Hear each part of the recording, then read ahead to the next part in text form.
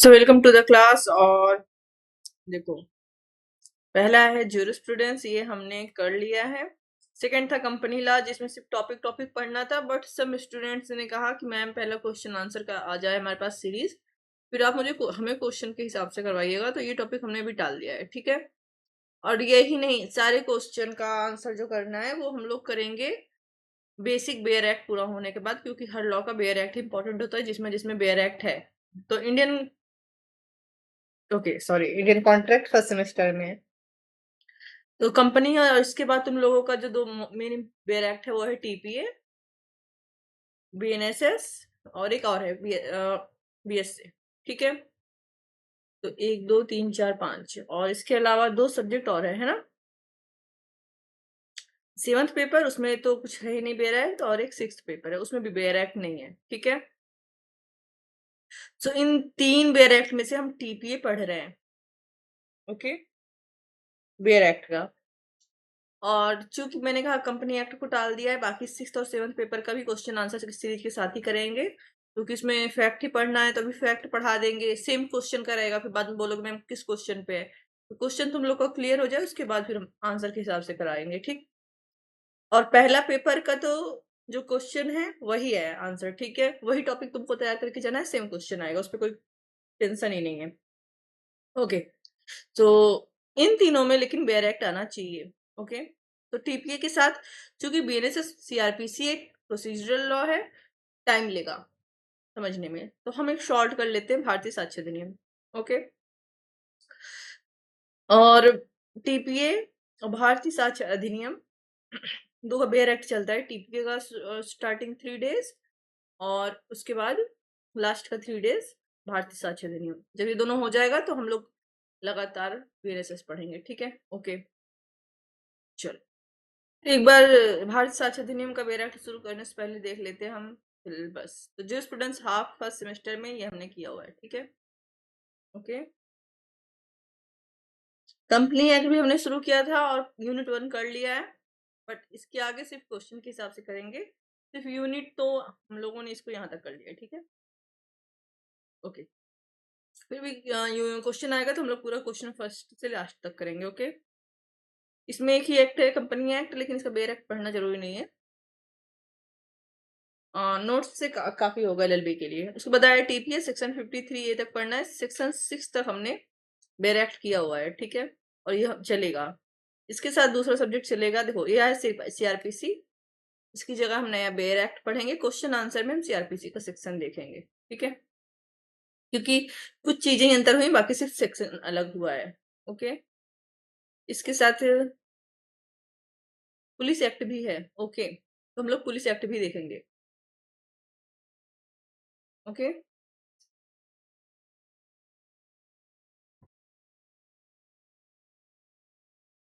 चलो कहाँ तक है, कौन से सेक्शन तक, तो इसमें सेक्शन नहीं बता रहा ना, ओके। सीआरपीसी पार्ट 1 हम बता रहे हैं, फिर कहाँ तक होगा। तो हम लोग बीएनएसएस का पूरा बेयर एक्ट देखेंगे, सेकंड सेमेस्टर के लिए भी, फोर्थ सेमेस्टर के लिए भी अभी देख लेंगे। क्वेश्चन आंसर में हम लोग इसके हिसाब से करेंगे, ठीक है। Discharge and discharge evidence, okay, नहीं इसके आगे भी है, okay. Fair trial, presumption of innocence, place of trial, right of accuse to know the accusation, ठीक है, okay. Right of cross examination, okay. तो फिर इसका हम बेयर एक्ट देखेंगे बीएनएसएस, जो कि हम लोग पूरा देखेंगे, कंप्लीट देखेंगे, ठीक है, सेकेंड फोर्थ सेमेस्टर के लिए भी। क्योंकि हमको वहां पर बीएनएसएस में ना एलएलबी के लिए नहीं पढ़ना, वहाँ हमें बीएनएसएस पढ़ना है हमारा नॉलेज के लिए, जो, और सीआरपीसी में भी वही है ना। इससे तो क्वेश्चन आएगा, क्वेश्चन जब आएगा तो हम सीआरपीसी का सेक्शन डाल देंगे, और रटना मत सेक्शन, सेक्शन बीएनएसएस का रट लेना, ठीक है, उसकी जगह पे। अगर बीएनएसएस का बेयर एक्ट हाफ पे पढ़ा के छोड़ देंगे, बीएसए का टीपीए का मान लो छोड़ देंगे, उसके हाफ कुछ अलग चीज है उसमें, ठीक है, ओके। बट बीएनएसएस में प्रॉब्लम होगी, तो हम लोग जाएंगे बेयर एक्ट पे, ओके। हाँ, लॉ ऑफ एविडेंस, ये है बीएसए, इसका आज हम लोग शुरू करेंगे, पूरा का पूरा है। देखो इसमें कुछ हाफ नहीं लिखा हुआ है, तो इंडियन एविडेंस एक्ट पूरा हमें पढ़ना है, क्वेश्चन आंसर में हम लोग इंडियन एविडेंस एक्ट का सेक्शन देखेंगे और ओरिजिनल में हम लोग देखेंगे भारतीय साक्ष्य अधिनियम। बेयर एक्ट पूरा है, कंप्लीट है, पूरा पढ़ लेते हैं। तो दो बेयर एक्ट, टीपीए और बीएसए करते हैं, उसके बाद हम लोग चलेंगे सीआरपीसी अर्थात बीएनएसएस पर। बेयर एक्ट पूरा होने के बाद नेहा बोलिए कि मैम मेरे पास क्वेश्चन आ जाए, क्वेश्चन भेज दें, तब आप कराइएगा। देखो ये 1861 का है, ये अब चेंज हो गया, इसी जगह भारतीय साक्ष्य अधिनियम आ गया है, ठीक है। तो हम लोग वही पढ़ेंगे, तुम लोग वही रट्टा मारना, मतलब उसी का सेक्शन याद करना, क्वेश्चन आंसर में रहेगा। लेबर लॉ, इसका बेयर एक्ट नहीं पढ़ना, क्वेश्चन आंसर में जो इंपॉर्टेंट सेक्शन होगा इसका भी कंपनी लॉ की तरह हम लोग देख लेंगे, ठीक है। ओके, क्योंकि इसमें ढेर सारे बेयर एक्ट होंगे, आई थिंक 4 या 5। देखो ये इतने सारे बेयर एक्ट हैं और जो कि तुम्हें नहीं काम आने वाले नॉर्मली, ऐसा नहीं है, नहीं एकदम नहीं काम आने वाले। उसके बाद 7th एथिक्स वगैरह पे है, तो इस पे बेयर एक्ट नहीं है। ओके चलो,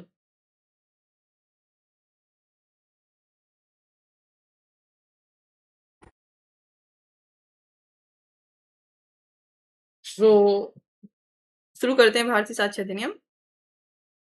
तो स्टार्टिंग के 3 दिन हम लोग करेंगे क्या, बेयर एक्ट ही में पहले करना है हम लोग। बेयर एक्ट करने के बाद क्वेश्चन आंसर सीरीज पे चलेंगे। जो कंपनी का टॉपिक पढ़ा रहे थे उसको रोक देंगे, उसको भी क्वेश्चन आंसर आ जाएगा जब करेंगे। टीपीए, टीपीए होने के बाद चूंकि हाफ ही पढ़ना है सेमेस्टर के लिए, हम साक्ष्य अधिनियम पढ़ेंगे, भारतीय साक्ष्य अधिनियम पढ़ेंगे, ठीक है। इंडियन एविडेंस एक्ट की जगह क्वेश्चन आंसर सीरीज में इंडियन एविडेंस एक्ट का सेक्शन रहेगा, भारतीय साक्ष्य अधिनियम का सेक्शन डाल दोगे, नो प्रॉब्लम, ठीक है। और बीएनएसएस हाफ ही है तुम लोगों के इस सेमेस्टर में, लेकिन चूंकि बेयर एक्ट है बीच में तोड़ देंगे तो अगले सेमेस्टर में तुम लोगों को समझ नहीं आएगा, इसलिए ये बेयर एक्ट हम लोग लास्ट में पढ़ रहे हैं, इन दोनों के बाद पूरा पढ़ेंगे। फोर्थ सेमेस्टर के लिए भी इसी सेमेस्टर में पढ़ लेंगे, ठीक है, क्योंकि ये अपने आप में कंप्लीट एक्ट है, बीच में तोड़ने लायक नहीं। प्लस पुलिस एक्ट है, इसके साथ पुलिस एक्ट भी पढ़ लेंगे। अगर तुम लोग एपीओ के लिए जाने वाले हो तो पुलिस एक्ट पे ध्यान देना।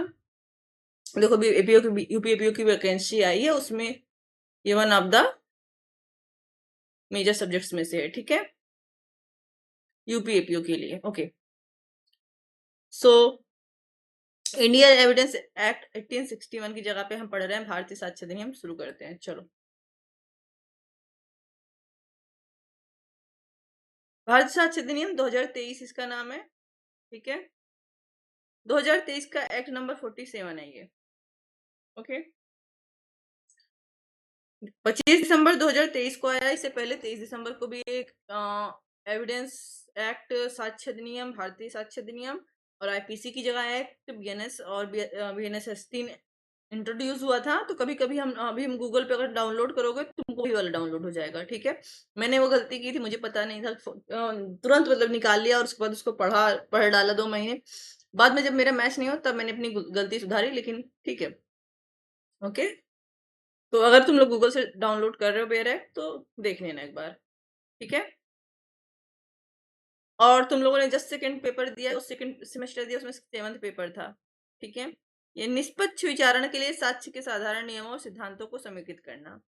इस एक्ट का क्या उद्देश्य है, विचारण, विचारण क्या होता है, देखो बीएनएसएस पढ़ेंगे वहां समझ में आएगा, किसी केस का ट्रायल करना, ठीक है। उसका विचारण निष्पक्ष हो, इस संबंधित जो साक्ष्य के नियम है, साधारण नियम है, उन नियमों को कहाँ समेकित करेगा, कहाँ समेकित किया जाएगा, इस एक्ट में। यही इस एक्ट का उद्देश्य था। एक्ट नंबर 47 है, ये याद रखना, ओके। एलएलओ वगैरह हर चीज के लिए। भारत गणराज्य के 74th ईयर में संसद द्वारा निम्नलिखित रूप में यह अधिनियमित होता है। सबसे पहले हर व्यक्ति अपना नाम बताता है, चैप्टर 1 अपना नाम बता रहा है, संक्षिप्त नाम, लागू होना और प्रारंभ। तो इस अधिनियम का शॉर्ट नेम, संक्षिप्त नाम क्या है, भारतीय साक्ष्य अधिनियम, ओके, ओके। थोड़ा सा फिर हम पतला कर लेते हैं क्योंकि मोटा चल रहा है तो मेरा हाथ सा क्लियर नहीं जा रहा, ओके, ठीक है। यह किसी न्यायालय में या उसके समक्ष सभी न्याय कार्यवाहियों को लागू होता है जिसके अंतर्गत सेना न्यायालय भी सम्मिलित है, ग्रेट। किंतु ना तो किसी न्यायालय के अधिकारी के समक्ष प्रस्तुत किए गए शपथ पत्रों को, ना ही किसी मध्यस्थ के समक्ष की कार्यवाहियों को लागू होता है। इंपॉर्टेंट टॉपिक है ये, same to same Indian evidence act में भी था, ठीक है, सेक्शन अलग था बस। चलो, क्या बोल रहे हैं अभी बता रहे हैं। यह उस तारीख को प्रवृत्त होगा जिसे केंद्र सरकार, तो कौन लागू कर रहा है, केंद्र सरकार राज्यपत्र में अधिसूचना द्वारा नियत करे। 1 जुलाई 2024। ठीक है, एक लंबी चौड़ी बताई थी, उसी में चला गया, लेकिन अब इतना टाइम नहीं लेगा ये। ठीक है, चलो देखते हैं क्या बोल रहा था। ठीक है, तो हम शुरू किए हैं Indian evidence act. Act number 47 है, मतलब उस साल जितने एक्ट आए होंगे 47 नंबर पर आया है इंडियन एविडेंस एक्ट। ठीक है, कब आया था संसद में? 25 दिसंबर 2023 को। ओके, ठीक है। देखो थोड़ा सा जो वहां पे प्रिम्बल लिखा हुआ था, तो हम लोग उसको ध्यान नहीं दोगे, मैम इसको क्यों बोली, इसको क्यों बोली। क्वेश्चन आता है एलएलएम, एंट्रेंस, एपीओ, जुडिशरी, कहीं पर भी आ सकता है। क्या उद्देश्य है इंडियन एविडेंस एक्ट का? तो निष्पक्ष विचारण करने के लिए, निष्पक्ष विचारण करने के लिए क्या करना? साक्ष्य संबंधी नियमों को एक जगह पर समेकित करना। साक्ष्य संबंधित नियमों को क्या करना? समेकित करना। कहाँ पे समेकित हो रहा है ये? बीएसए में। ठीक है, देखो मैंने इंडियन एविडेंस एक्ट लिख दिया। ठीक है, चलो भारतीय साक्ष्य अधिनियम, अभी मुझे भी टाइम लगेगा इसको लिखने में। ठीक है, आदत। फिर हम लोग चैप्टर 1 पढ़ रहे हैं। चैप्टर 1 का सबसे पहला सेक्शन हमने पढ़ा। ठीक है, ओके। सेक्शन 1 का सब सेक्शन 1, सेक्शन 1 का सब सेक्शन 1 अपना नाम बताता है कि इस अधिनियम का नाम भारतीय साक्ष्य अधिनियम 2023 है, संक्षिप्त नाम बताता है। ठीक है, फिर दूसरा कह रहा है कि ये कहाँ लागू होगा। ये हमेशा याद रखना, ये इंपॉर्टेंट है। ठीक है, ये टॉपिक इंपॉर्टेंट है, कहाँ लागू होगा। ठीक है, चलो, तो ये बोल रहा है सभी न्यायालयों में लागू होगा। सभी न्यायालयों में, न्यायालय मतलब वो जगह जहां साक्ष्य लिए जाते हैं। ठीक है, सीधी सी बात है। ओके, देखो दिखा रहे हैं कहाँ लिखा हुआ है, ये देखो। ठीक है, सभी न्यायिक कार्यवाहियों को लागू होता है जिसके अंतर्गत सेना न्यायालय भी सम्मिलित है। ठीक है, ओके, सभी न्यायिक न्यायालयों में जहां न्यायिक कार्यवाहियां होती हैं। ओके, यही नहीं, इसमें एक चीज ऐड कर दिया है, सेना न्यायालय। यहां तक कि सेना न्यायालय में भी भारतीय साक्ष्य अधिनियम ही लागू होगा। ठीक है, इतना तो ठीक था, कोई बात नहीं। इसके आगे वाला थोड़ा सा था, क्या? अपवाद। अपवाद क्या था? अपवाद बता रहा है कि कहाँ लागू नहीं होगा। ठीक है, तो बोल रहा है किसी भी न्यायालय में, या कोई भी ऐसा व्यक्ति जो न्यायाधीश के रूप में कार्य करता है। ठीक है, अधिकारी या न्यायाधीश के रूप में साक्ष्य लेता है, अगर उसके सामने कोई शपथ पत्र पेश किया गया है।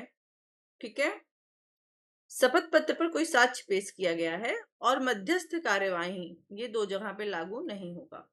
ठीक है, ये दोनों क्या है? लागू नहीं होगा। ये देखो,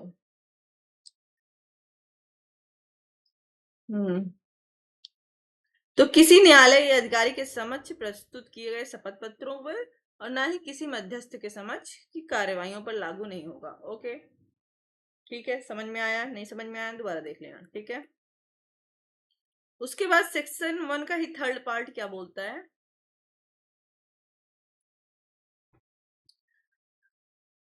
साक्ष्य, sorry,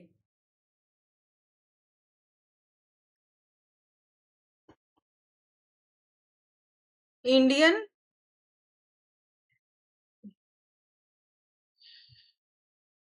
evidence, sorry Indian evidence नहीं, बीएसए। ठीक है, बीएसए कब लागू होगा? ओके, मैं थोड़ा सा लैपटॉप अपडेट करना है, सही से नहीं चल रहा। बीएसए कब लागू होगा? तो ये बोल रहा है सेंट्रल गवर्नमेंट कब लागू होगा? जब सेंट्रल गवर्नमेंट नोटिफिकेशन जारी करेगी। तो ये लागू हो चुका है। कब लागू हुआ है? 1 जुलाई 2024। इसको डेट याद रखनी है। ठीक है, ओके। इसी के साथ बाकी दोनों एक्ट भी लागू हुए थे भारतीय साक्ष्य नियम के साथ, बीएनएसएस और बीएनएस। ठीक है, अब आ गया सेक्शन 2। हमेशा सेक्शन 2 या तो परिभाषा बताता है या तो निर्वचन बताता है। ठीक है, मोस्टली अगर मोस्टली में सेक्शन 2 या 3 में आपको परिभाषा या निर्वचन देखने को मिलता है, एक्सेप्ट भारतीय संविधान। वो अपने इंट्रो भी लास्ट में ही बताता है, ठीक है, नाम भी, ठीक है। चलो, जब इस अधिनियम में जब तक कि संदर्भ से अन्यथा अपेक्षित ना हो, मतलब कहीं पर किसी चीज का अलग से मतलब, अगर कुछ अलग मतलब होगा, कुछ अलग परिभाषा होगी तो वहां लिखा होगा, तब तक निम्न चीजों का अर्थ ये लिया जाएगा। तो सबसे पहले न्यायालय की परिभाषा दी गई है 2A में। न्यायालय के अंतर्गत सभी न्यायाधीश, मजिस्ट्रेट तथा मध्यस्थों के सिवाय साक्ष्य लेने के लिए विधि द्वारा प्राधिकृत सभी व्यक्ति आते हैं।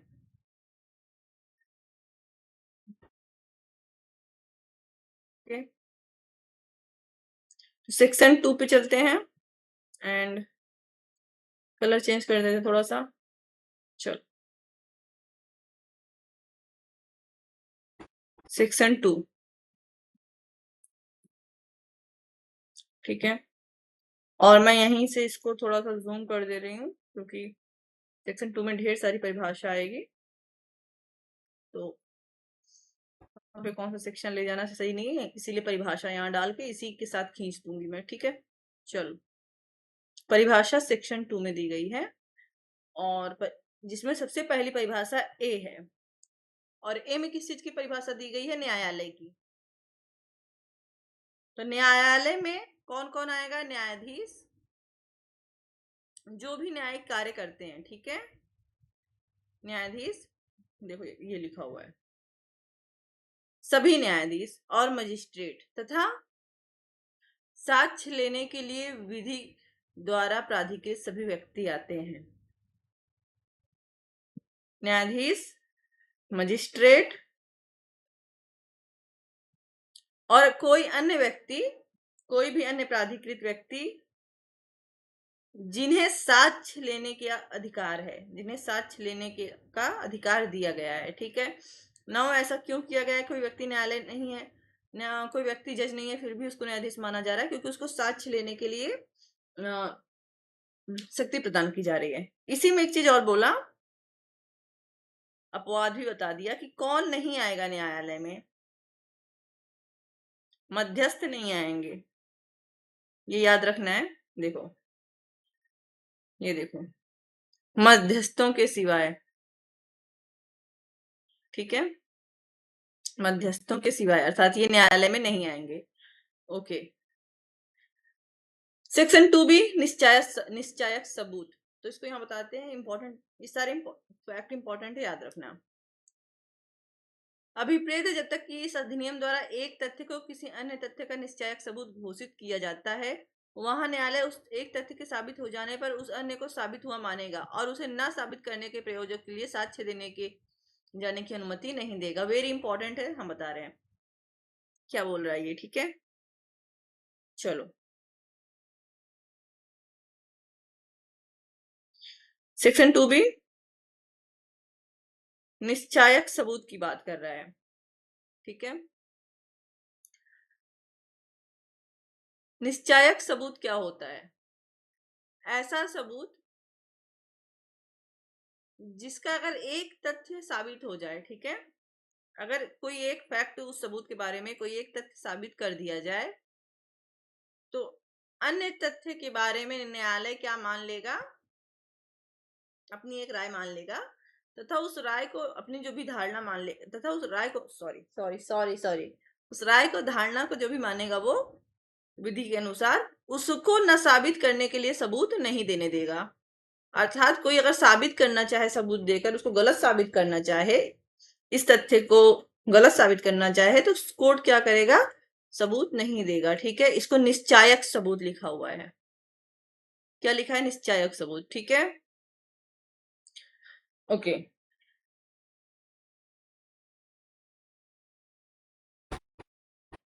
नाउ एग्जांपल देते हैं, सेक्शन आईपीसी का एग्जांपल देते हैं, भैया हमको बीएनएस का ध्यान नहीं आ रहा सेक्शन, ठीक। आईपीसी का सेक्शन आई थिंक 78 79 है, और इसमें भी इंडियन एविडेंस एक्ट में भी लास्ट में सेक्शन 112 से लेकर 14 के बीच में, चलो बता रहे हैं क्या है। एग्जाम्पल देख, अगर कोई बच्चा आईपीसी में, बीएनएस में भी है, साबित हो जाता है किसी बच्चे ने कोई अपराध किया, मान लो उसने हत्या की है, ठीक है, और ये साबित हो जाता है कि वह बच्चा 7 वर्ष से कम आयु का है। कितने वर्ष से कम आयु का है? 7 साल का, ठीक है, 7 साल का या उससे कम आयु का है। तो अब उसके आगे सबूत देने की आवश्यकता नहीं। अगर उसके आगे कोई सबूत देता है कि नहीं बच्चे ने जानबूझकर हत्या की, बच्चे ने अपराध किया, बच्चा ये वो, कोर्ट वो सबूत नहीं लेगा, क्योंकि अगर कोई अपराध 7 साल से कम के बच्चे द्वारा किया जाता है तो वो डॉली इन कैपेक्स होता है, अर्थात वह बच्चा क्या है? अपराध करने के योग्य नहीं है। तो जब वो अपराध करने के योग्य नहीं है तो आप सबूत देकर क्या करोगे? जब कोर्ट ये कानून है कि यह माना जाएगा कि एक तथ्य साबित हो जाए तो दूसरा तथ्य साबित नहीं करने दिया जाएगा। सबसे अच्छा एग्जांपल है डॉली इन कैपेक्स। इसका अर्थ है कि अगर साबित हो जा रहा है कि बच्चा 7 साल या उससे कम का है तो जाहिर सी बात है कानूनी रूप से वो अपराध करने के योग्य है ही नहीं। तो आप सबूत देकर कितना भी सिर पटको, मतलब कोई फायदा नहीं है, क्योंकि न्यायालय क्या कर रहा है? उस 7 साल को निश्चय सबूत ले रहा है। बच्चा क्या हो जाएगा? बरी हो जाएगा, ठीक है, बाइज्जत बरी हो जाएगा। ओके, आई थिंक निश्चय सबूत समझ में आया। उसके बाद आया तथ्य के संबंध में न साबित से अभिप्रेत है जब तक न्यायालय अपने समक्ष विषयों पर विचार करने के पश्चात या तो यह विश्वास करता है कि उसका अस्तित्व नहीं है या उसके अनास्तित्व को इतना अधिसंभाव समझे कि उस विशिष्ट मामले की परिस्थितियों में किसी प्रज्ञावान व्यक्ति को इस अनुमान पर कार्य करना चाहिए कि उस तत्व का अस्तित्व नहीं है। ठीक है, अगला है फोर्स 3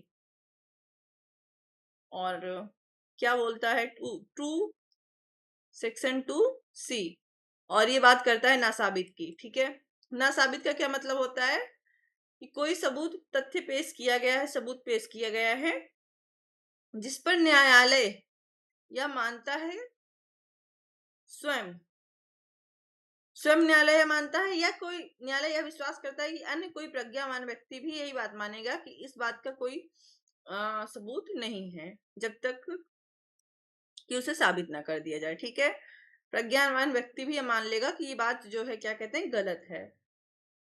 देखो ये जब न्यायालय समक्ष सारे सबूतों पर विचार करने के पश्चात या तो स्वयं यह विश्वास करता है कि उसका अस्तित्व नहीं है, उस वस्तु का अस्तित्व ही नहीं है जिस चीज का आरोप लगाया जा रहा है, सबूत से ऐसा साबित हो रहा है, ठीक है, या उसके अस्तित्व की इतनी संभावना समझे कि उस विशिष्ट मामले की परिस्थितियों में किसी प्रज्ञावान व्यक्ति को इस अनुमान पर कार्य करना चाहिए कि उस तत्व का अस्तित्व नहीं है। ठीक है, कोर्ट के सामने सबूत आया, पेश हुआ कोई चीज का, फॉर एग्जाम्पल एक्स के ऊपर हत्या का आरोप है, कोर्ट के सामने सबूत आया कि एक्स ने वाई की हत्या की है, सबूत आया, सबूत से साफ पता चल रहा है, न्यायालय को अनुमान लग रहा है, ठीक है, अनुमान लग रहा है कि एक्स ने हत्या नहीं की है।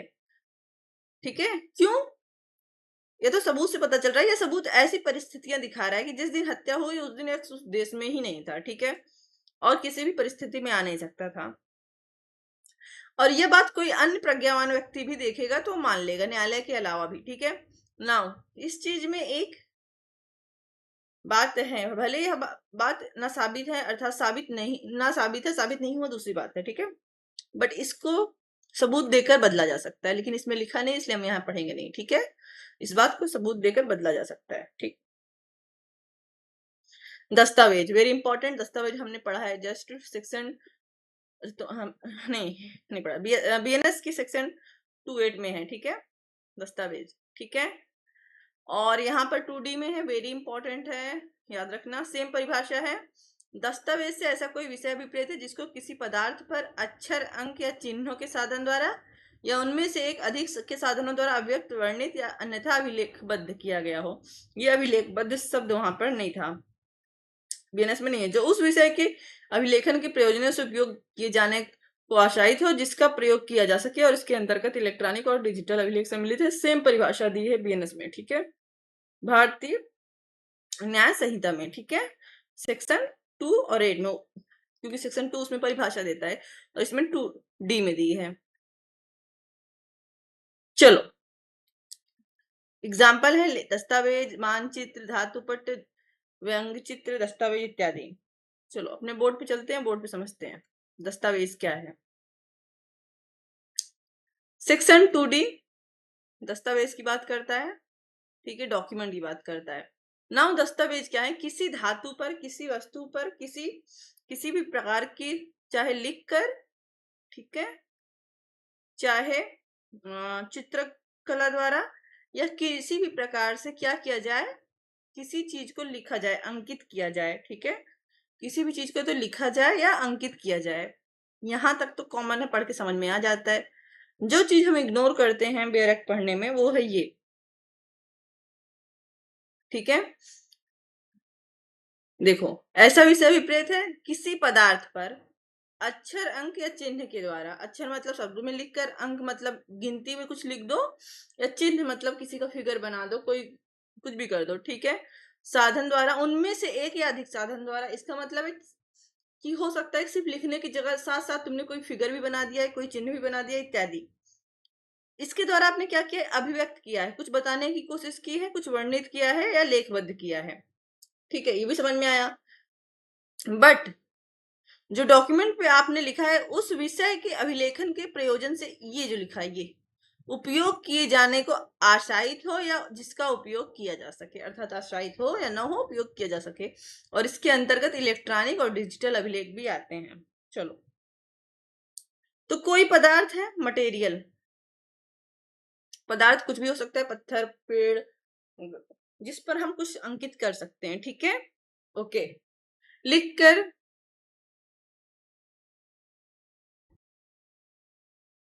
अंकों द्वारा या चिन्ह बनाकर हम क्या कर रहे हैं? अपनी बात को लिखने की, अंकित की, करने की, अभिव्यक्त करने की या बताने की कोशिश कर रहे हैं, ठीक है, यहां तक तो समझ में आया। बट किस लिए ये सब कर रहे हैं? तो दो चीज होनी चाहिए। एक तो हमारा उद्देश्य है कि जो चीज हम लिख रहे हैं, मतलब जो व्यक्ति लिख रहा है, जिसने भी वो डॉक्यूमेंट लिखा है, उसका ये उद्देश्य रहा हो कि इसका उपयोग एज ए सबूत हो। उपयोग कैसे हो? साक्ष्य के रूप में हो। फॉर एग्जाम्पल, एक्स का मर्डर हुआ है, मरने से पहले उसने अपने बगल दीवार में उसी हाथ से ऐसे, मतलब 4 लिख दिया, 4 लोग, इतना लिख दिया, नाम नहीं जानता था, मर गया। अब यहाँ अंक भी हैं, शब्द भी हैं, तो इसका इसका उसका उद्देश्य क्या था कि इसको साक्ष्य के रूप में यूज किया जाएगा अगर मैं मर गया, ठीक है। बट हो सकता है कि उसने कोई डॉक्यूमेंट लिखा हो पर उसका उद्देश्य न रहा हो कि इसका उपयोग साक्ष्य के रूप में हो, ठीक है, लेकिन बाद में हम इसका उपयोग साक्ष्य के रूप में कर सकते हैं। फॉर एग्जाम्पल, एक व्यक्ति डेली अपनी लाइफ के बारे में लिखता है डायरी में, वो साक्ष्य नहीं इकट्ठा कर रहा अपने मर्डर के लिए, लेकिन उसका मर्डर हो जाता है, और मर्डर से पहले कुछ व्यक्तियों से उसकी जो खिन्न भिन्न हुई हो, जिन्होंने उनका मर्डर किया हो, ऐसा कुछ वो अपनी डायरी में लिख के जाता है, ठीक है। अब उस डायरी का उपयोग साक्ष्य के रूप में हो सकता है, भले ही उसका आशय डायरी लिखते समय ऐसा नहीं था कि इसका उपयोग साक्ष्य के रूप में किया जाएगा, ठीक है। और इस साक्ष्य में इलेक्ट्रॉनिक अभिलेख भी आते हैं और दस्तावेज भी, इलेक्ट्रॉनिक दस्तावेज आते हैं। देखो, इंडियन एविडेंस एक्ट 1861 जो है 1861 में बना था, ठीक है, तब इलेक्ट्रॉनिक जैसी कोई चीज नहीं थी, तो मेन ओरिजिनल वाले में इसका कोई वर्णन नहीं था, लेकिन बाद में इसको ऐड किया गया था, ठीक है, सन 2000 वाले अमेंडमेंट द्वारा। ओके, एग्जाम्पल में दस्तावेज वगैरह हमने देखा, इतना सारा एग्जाम्पल है, ये सब जो है क्या है, ये वाला एग्जाम्पल भी, ये वाला एग्जाम्पल याद रखना, ईमेल, सर्वर लॉग, इलेक्ट्रॉनिक अभिलेख, एग्जाम्पल नंबर 6 है, ठीक है, ये नया है, ये तुमको भारतीय साक्ष्य अधिनियम के एग्जाम्पल में नहीं दिखेगा। नाउ नेक्स्ट एग्जाम्पल इज साक्ष्य, ठीक है, next example is evidence. Evidence से अभिप्रेत है और उसके अंतर्गत आते हैं सभी कथन, कथन मतलब जो कुछ हम लोग बोलते हैं, चाहे जिसके अंतर्गत इलेक्ट्रॉनिक भी है, इलेक्ट्रॉनिक ऐड करना सबूत में बहुत इंपॉर्टेंट है, जैसे व्हाट्सएप वगैरह, आजकल मोबाइल वगैरह है ना, इसलिए इलेक्ट्रॉनिक हमेशा शब्द इंक्लूड हो जाएगा। चाहे वो इलेक्ट्रॉनिक रूप से दिए गए कथन सम्मिलित हैं जिसे न्यायालय जांच के अधीन तथ्य के विषयों के संबंध में अपने समक्ष साक्षियों द्वारा, किसके द्वारा? साक्षियों द्वारा, अर्थात जो एविडेंस पेश कर रहा है, किए जाने की अनुमति देता है या अपेक्षा करता है, और ऐसे कथन मौखिक साक्ष्य कहलाते हैं, ठीक है, वेरी गुड। तो साक्ष्य को पहले तो परिभाषित कर दे रहा है, फिर तुरंत मौखिक साक्ष्य और दस्तावेज साक्ष्य भी बता दे रहा है इसी में, ठीक है, ओके। सेक्शन 2E,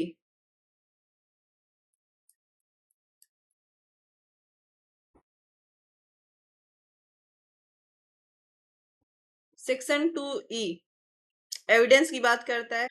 क्या परिभाषित कर रहा है? एविडेंस। और दो चीज की परिभाषित कर रहा है। एक तो मौखिक साक्ष्य की बात कर रहा है, ठीक है, मौखिक साक्ष्य की बात कर रहा है, ठीक है, और दूसरा वाला कर रहा है दस्तावेज साक्ष्य की। दस्तावेज मतलब डॉक्यूमेंट साक्ष्य की। जाहिर सी बात है, जब डॉक्यूमेंट में इलेक्ट्रॉनिक डॉक्यूमेंट भी आते हैं तो इलेक्ट्रॉनिक साक्ष्य भी इसमें इंक्लूड होगा, ठीक है। ओके, देखो ये सभी कथन चाहे उन्हें इलेक्ट्रॉनिक रूप में दिया गया हो, न्यायालय की जांच, जब न्यायालय जांच करता है तो उसके समक्ष पेश किए जाते हैं साक्ष्यों के द्वारा, या न्यायालय ऐसी क्या करता है, अपेक्षा करता है कि साक्षी उसके समक्ष ऐसा पेश करेगा, इन्हें मौखिक साक्ष्य कहते हैं, ठीक है। अब देखो ये पेश किए जा रहे हैं, ठीक है, जांच के समय, ओके। और दूसरा न्याय दस्तावेज है, तो दस्तावेज को क्या किया जाएगा, न्यायालय निरीक्षण करेगा। तो न्यायालय के निरीक्षण के लिए प्रस्तुत किए गए सभी दस्तावेज, जाहिर सी बात है दस्तावेज में इलेक्ट्रॉनिक और डिजिटल अभिलेख आते हैं तो वो भी सम्मिलित होंगे, और ऐसे दस्तावेज को दस्तावेजी साक्ष्य कहेंगे।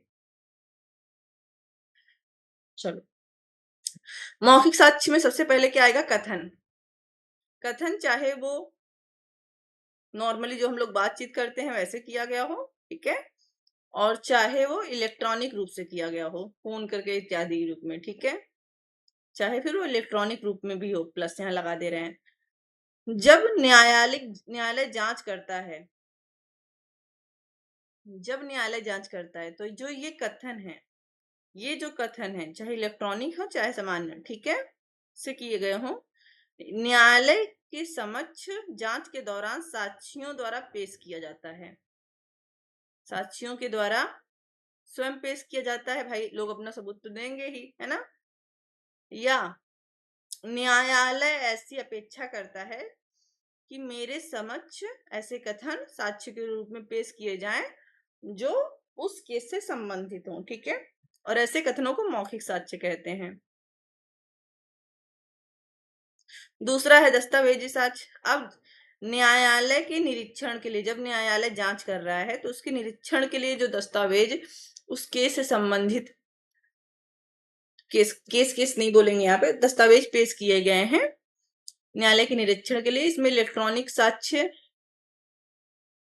और दस्तावेज भी, इलेक्ट्रॉनिक दस्तावेज भी इंक्लूड हैं। ऐसे दस्तावेज को जो न्यायालय में जांच के दौरान पेश किए जाते हैं, ऐसे दस्तावेजों को दस्तावेजी साक्ष्य, electronic document, sorry documentary evidence कहते हैं, ठीक है, ओके।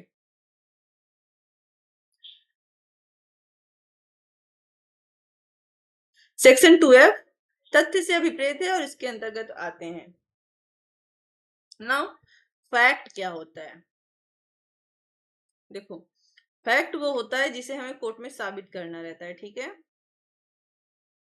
ओके। तो पहले देखो इसको उसको कहते हैं एविडेंस वाला फैक्ट, ठीक है। उससे पहले हम देख लेते हैं फैक्ट क्या होता है। फैक्ट मतलब जो परिभाषा में दिया वही पढ़ते हैं ना, फालतू का कहानी बताने की जरूरत नहीं है, ठीक है। चलो, सेक्शन 2F तथ्य से अभिप्रेत है और इसके अंतर्गत आते हैं, मतलब परिभाषा भी दे दी होगा और उसके अंतर्गत संबंधित चीजें भी होंगी। कोई वस्तु की अवस्था या वस्तुओं का संबंध जो इंद्रियों द्वारा बोधगम्य हो। तो सबसे पहली बात क्या थी? कोई वस्तु है, वस्तु की अवस्था है, ठीक है, जो इंद्रियों द्वारा, इंद्रियां क्या होती हैं? हमारे आंख, नाक, कान द्वारा हम क्या कर सकते हैं? जिसको फील कर सकते हैं, देख सकते हैं, समझ सकते हैं, ठीक है। ये एक भी तत्व। और दूसरा तत्व क्या होगा? देखो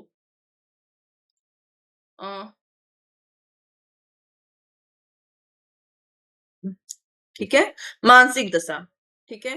पहला वाला कोई दशा थी, कोई तथ्य था, ठीक है। दूसरा मानसिक था, क्यों? क्योंकि इन्हें इंद्रियों द्वारा कोई देख नहीं सकता, जिसका बोध किसी व्यक्ति को, बट इसका ज्ञान किसी को हो। तो पहले इसका एग्जाम्पल देखने से पहले हम तुमको थोड़ा सा इसका मैपिंग करा दें, ओके।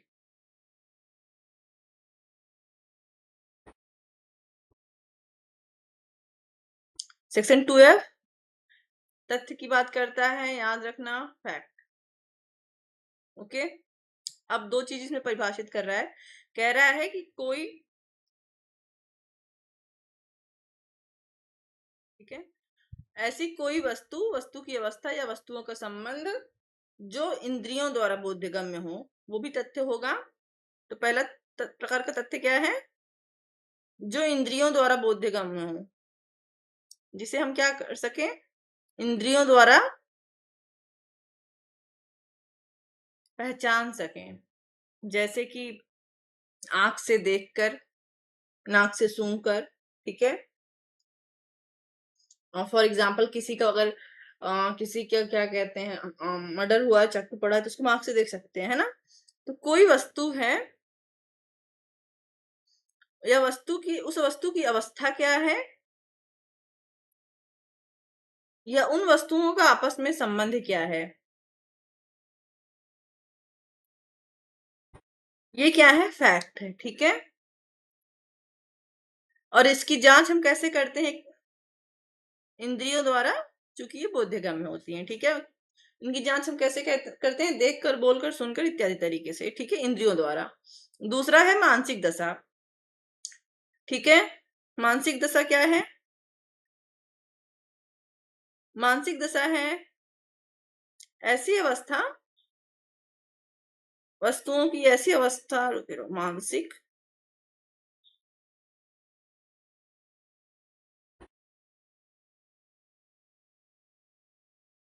मानसिक दशा, ठीक है। आई थिंक मानसिक गलत लिख दिया मैंने, है ना।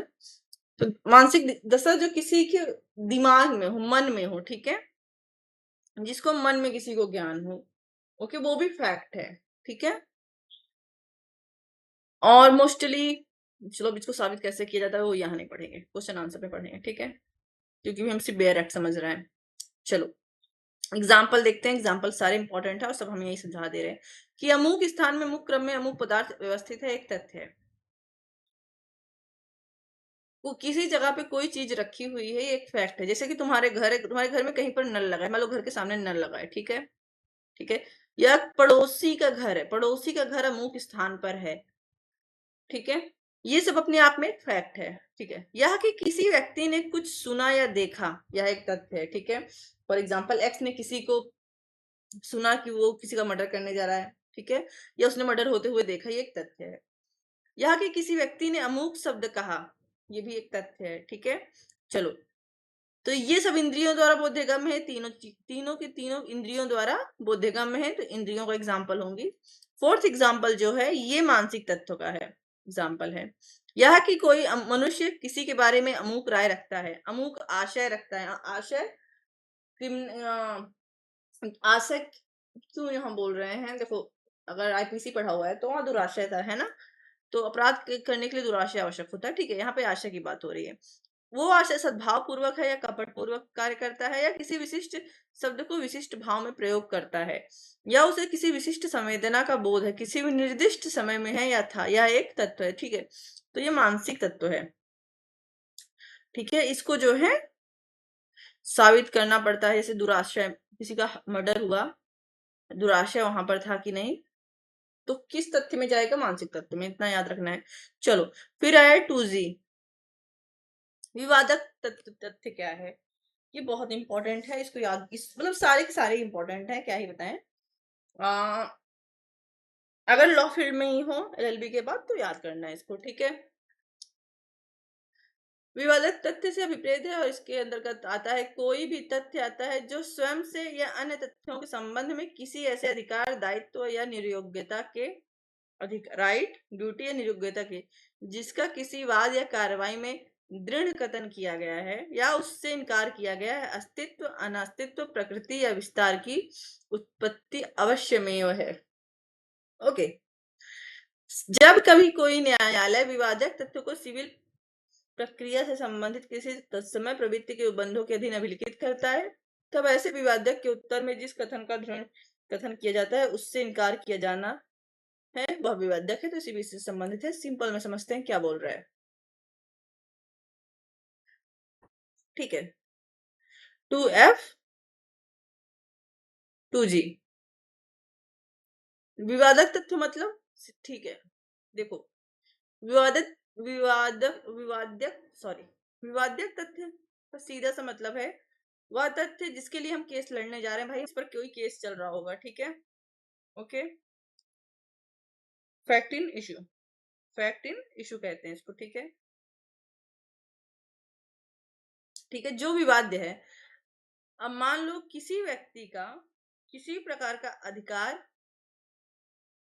या दायित्व, कोई ड्यूटी, ठीक है, अधिकार, दायित्व और निर्योग्यता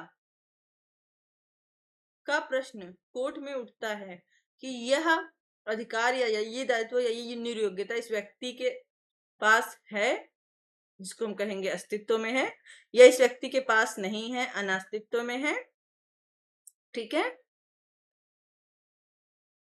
तो जब एक व्यक्ति के अधिकार, दायित्व और निर्योग्यता का प्रश्न कोर्ट में उठता है और कोर्ट ये डिसाइड करता है कि क्या किस बात का उसको फैसला करना है, अपनी लैंग्वेज में समझो, जिस प्रश्न का उसे कोर्ट को फैसला करना होता है ना, अदर फैक्ट्स को पढ़ने के बाद, ठीक है, उसी को विवादक तत्व कहते हैं। जैसे कि मान लो कि एक्स केस करता है वाई के खिलाफ कि ये जो जेड वाली जमीन है ये मेरी है, बट वाई कहता है ये मेरी है, ठीक है। अब सबसे पहले चूंकि वाई के कब्जे में है जो भी है, अब कोर्ट को यहाँ निर्धारण करना है कि क्या जी का उस जमीन पर अधिकार है या नहीं है, या ये निर्योग्य है, ठीक है। इसके अस्तित्व का निर्धारण या अनिस्तित्व का निर्धारण करना है, तो यही विवादक तत्व होगा। सीधी सी बात है, जिस प्रश्न का केस चल रहा होता है, ठीक है, जमीन का केस चल रहा है, जमीन का विवाद है, हमारा जमीन है कि उनका जमीन है। ओके, चलो एग्जाम्पल देख लेते हैं, एग्जाम्पल से समझ में आ जाएगा। बी की हत्या का अभियुक्त है, उसके विचारण में निम्नलिखित तथ्य विवाद्य हो सकते हैं, ठीक है। ठीक है, बी की हत्या के लिए ए का विचारण किया जा रहा है कि उसने बी की हत्या की है। अब कौन कौन से विवादक तत्व बन सकते हैं? सबसे पहले कि यह कि ए ने बी की मृत्यु की, तो सबसे पहले तो यही फैक्ट साबित करना होगा, यही विवाद्य है कि क्या ए ने बी की मृत्यु कारित की है, ये पहला तथ्य हो गया, ठीक। चलो, अब दूसरा यह कि का आशय बी की मृत्यु कारित करने का था कि नहीं, क्योंकि बिना आशय के तो मृत्यु हो नहीं सकती, तो ये दूसरा विवादक तथ्य हो गया। अब मान लो उसने हत्या कारित की साबित हो गया, तो फिर अब वो क्या कर रहा है, गंभीर बचाव लेना चाहता है। तो का और खा से गंभीर और अचानक प्रकोपन मिला था, अगर इस प्रकार का होता है तो वो मर्डर से हटके कहाँ चला जाता है, कल्पेबल होमिसाइड में चला जाता है, ठीक है। आईपीसी बीएनएस पढ़ा हुआ है, उसमें है, ठीक। यह कि खा की मृत्यु कारित करते समय का चित्त विकृति के कारण उस कार्य की प्रकृति जानने में असमर्थ था, तो ये भी एक विवादक प्रश्न है।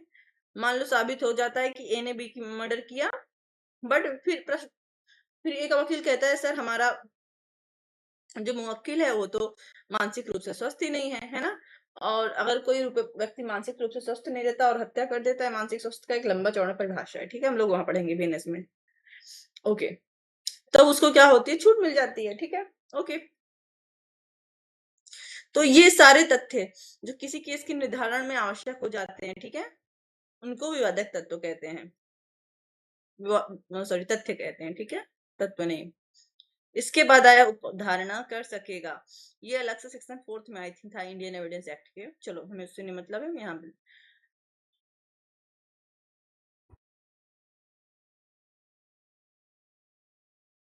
ये होगा 2H। ओके, उपधारणा कर सकेगा, उपधारणा कर सकेगा किसका क्या कहते हैं, अधिकार है कोर्ट का, ठीक है।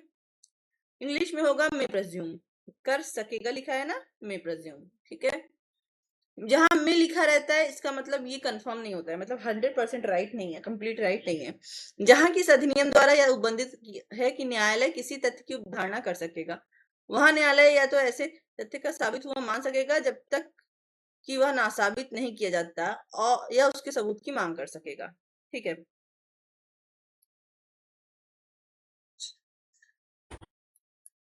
इंपॉर्टेंट है, आगे तुमको ये कई जगह पे मिलेगा, याद रखना। मैं प्रेज्यूम कहाँ दिया गया है, उपधारणा कर सकेगा, चलो 2H उपधारणा कर सकेगा दिया है, ठीक है, उपधारणा कर सकेगा। What is the meaning of धारणा? न्यायालय के पास एक सबूत आता है, ठीक है, और वो उसको क्या मान लेगा? सही मान लेगा, जब तक कि किसी अन्य सबूत द्वारा उसको कट ना किया जाए। लेकिन न्यायालय उसमें सबूत की मांग नहीं कर सकता, ठीक है, कि नहीं लाओ सबूत दो ही तुम, ठीक है। फॉर एग्जाम्पल, जाने दो, भी आगे दिखाएंगे, कंफ्यूजन कर दोगे फिर, ठीक है। साबित नहीं हुआ, कोई तथ्य साबित नहीं हुआ कहा जाता है जब वह ना तो साबित हो और ना साबित हो, ठीक है।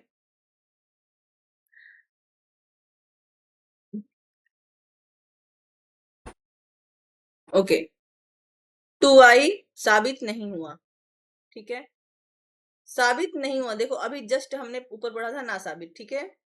तो ये बोल रहा है कोई तथ्य है, कोई फैक्ट है, कोई तथ्य है जो कि ना ही साबित हुआ, मतलब साबित भी नहीं हुआ है, और ना साबित भी नहीं हुआ है। ना साबित का मतलब ये हमने जस्ट ऊपर देखा था ना, जिसमें न्यायालय दोनों नहीं हुआ, ना ही साबित हुआ है और ना ही ना साबित हुआ है, मतलब बीच में अटका हुआ है, ठीक है। कुल मिलाकर दिमाग कंफ्यूजन है कि हुआ भी है कि नहीं हुआ है, तो उसको कहा जाएगा साबित नहीं हुआ।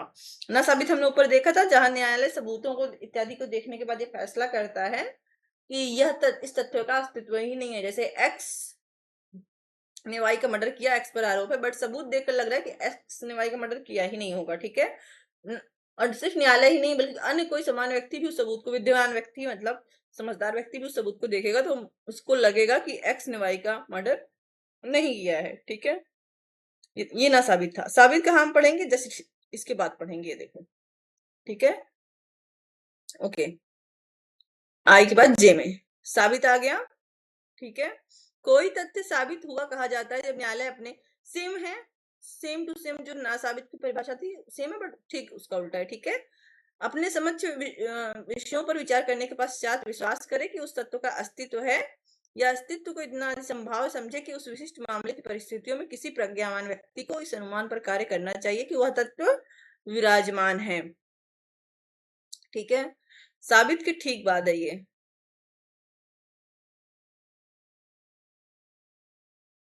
आई होप कि तुम लोग को समझ में आया, तुम लोग पढ़ो अच्छे से, क्योंकि तुम्हारे जूनियर्स अच्छे से पढ़ रहे हैं, ठीक है। साबित, ना साबित हमने पढ़ा है, साबित नहीं हुआ, और अब आएगा साबित, ठीक है, प्रूव्ड, ओके। साबित का मतलब वही है कि तथ्यों पर अपने समक्ष आए हुए विषयों पर विचार करने के बाद, सबूतों पर विचार करने के बाद न्यायालय यह विश्वास करे कि यह तथ्य विराजमान है, न्यायालय को विश्वास हो जाए, या कोई अन्य प्रज्ञावान व्यक्ति भी अगर उन सबूतों को देखे तो उसको भी विश्वास हो जाए कि इन तथ्यों का क्या है, तथ्यों में सच्चाई है, ठीक है। जैसे एक्स वाई, दो लोग हैं, एक्स ने वाई का मर्डर किया है, ठीक है। अब यहाँ देख लो, फटाक फटाक समझ में आ जाएगा। सबूत ऐसे हैं, पहला सबूत है कि एक्स उस समय उस देश में ही नहीं था जब वाई के मर्डर का उस पर केस चल रहा है, तो सबूत देखकर ही कोर्ट को लग जा रहा है, या किसी भी व्यक्ति को लगेगा कि इसने तो मर्डर किया ही नहीं होगा, ठीक है। इतनी संभावना है कि मर्डर किया ही नहीं होगा, तो इसको कहते हैं ना साबित, ठीक है, जो हमने पहले पढ़ा था। अभी जो हम पढ़ रहे हैं वो है साबित।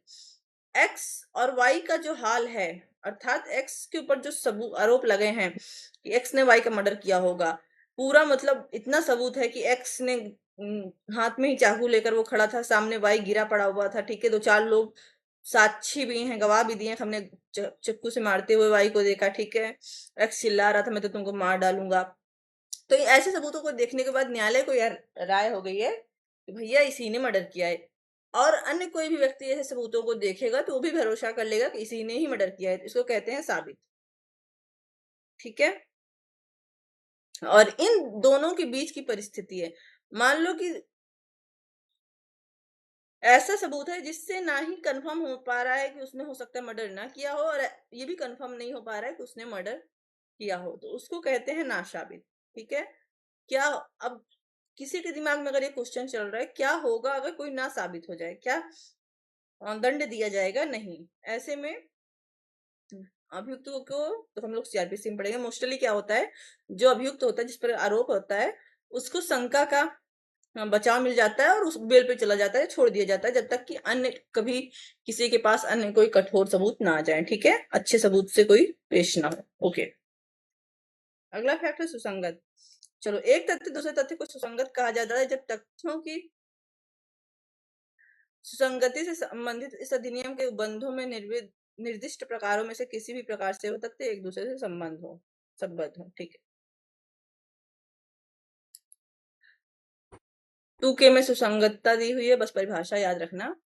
और बोल रहा है कि एक तथ्य दूसरे तथ्य से जुड़े हुए हैं, ये तब कहा जाएगा जब इसी अधिनियम में आगे दिए हुए नियमों को पूर्ण करते हैं। एग्जाम्पल हम बता रहे हैं, एक व्यक्ति एक्स ने वाई का मर्डर किया, सबने देखा। ठीक है, अब कहा जा रहा है वाई ने क्या किया था, 2 घंटे पहले ही एक्स से किसी बात पे लड़ाई की थी। अब ये तथ्य एक दूसरे से जुड़े हो सकते हैं। ठीक है, क्योंकि एक्स को जो है हत्या करने का एक कारण दे सकते हैं। ठीक है, लेकिन हमको सिर्फ इतना जानना है ये तथ्य आगे कैसे जुड़े होंगे, ये हम पढ़ेंगे। तो यही सुसंगतता है। ठीक है, जब तथ्य एक दूसरे से जुड़े हुए हों। 2K के बाद आएगा 2L, एंड देखते हैं 2L में क्या है, उपधारणा करेगा। ठीक है,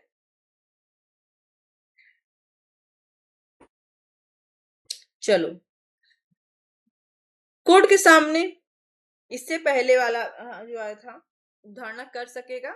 ठीक है, यहाँ पे उपधारणा करेगा, कोर्ट क्या करेगा, उपधारणा करेगा।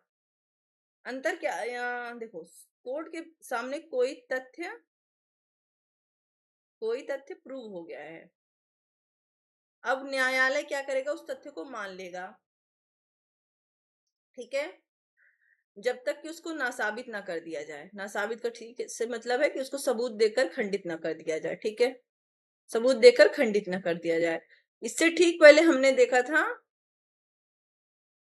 कर सकेगा, अच्छा वो कैन प्रेज्यूम रहा होगा। ठीक है, कर सकेगा था, अंतर बता दे रहे हैं यहाँ पे, जस्ट बता रहे हैं। ठीक है, ओके, कर सकेगा उसमें क्या रहेगा कि न्यायालय के पास जब सबूत आता है तब न्यायालय क्या करता है, उद्धारणा कर लेता है, लेकिन उसको सबूत देकर कट किया जा सकता है, उस उद्धारणा को तोड़ा जा सकता है। इसमें सबूत वह व्यक्ति खुद भी पेश कर सकता है जिसके विरुद्ध न्यायालय ने उद्धारणा की है, या न्यायालय सबूत की मांग कर सकता है। क्या कर सकता है, न्यायालय सबूत की मांग कर सकता था। ठीक है, मांग कर सकता है, कर सकेगा याद रखना। बट इसमें सामने वाला व्यक्ति स्वयं से भले सबूत दे दे, न्यायालय सबूत की मांग नहीं करेगा। ठीक है, सो इसको हम थोड़ा सा इसको ऐसे कर दे रहे हैं, थोड़ा सा दोनों में अंतर बताने के लिए। ठीक है, ओके, चलो, एल के बाद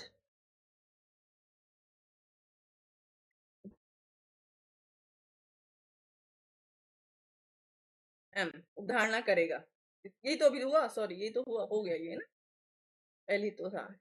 अब आया सेक्शन 2 का सब सेक्शन 2। Okay, great.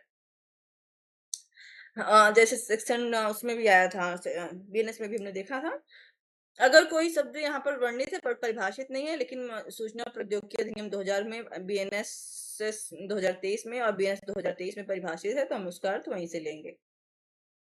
ठीक है, ओके, सेक्शन 2 का 2 परिभाषा जो यहाँ पे वर्णित नहीं है, बट बीएनएस और सूचना प्रौद्योगिकी अधिनियम में परिभाषित है, तो वहां से हम उसका अर्थ ले लेंगे। ठीक है, ओके, नाउ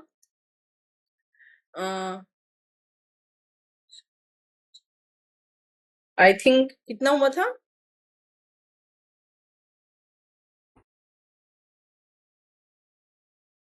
12 परिभाषाएं लगभग दी हुई है ना। ठीक है, इसको कंफर्म करके मुझको कमेंट करके बताओ कितनी परिभाषा दी है। उसके बाद आता है सेक्शन 2, ये हम लोग कल चैप्टर 2, और ये हम लोग कल करेंगे, वेरी इंपॉर्टेंट है, इसका हर सेक्शन इंपॉर्टेंट है, मतलब ठीक है, लास्ट सेक्शन तक इंडियन एविडेंस एक्ट का बीएसए का इंपॉर्टेंट है, बट आज के लिए पहली क्लास थी। ओके, चलो, फिर मिलते हैं कल की क्लास में, तब तक के लिए बाय बाय। कट कर रहे हैं, जो भी क्वेश्चन करना हो कट करने के बाद करना है। ठीक है।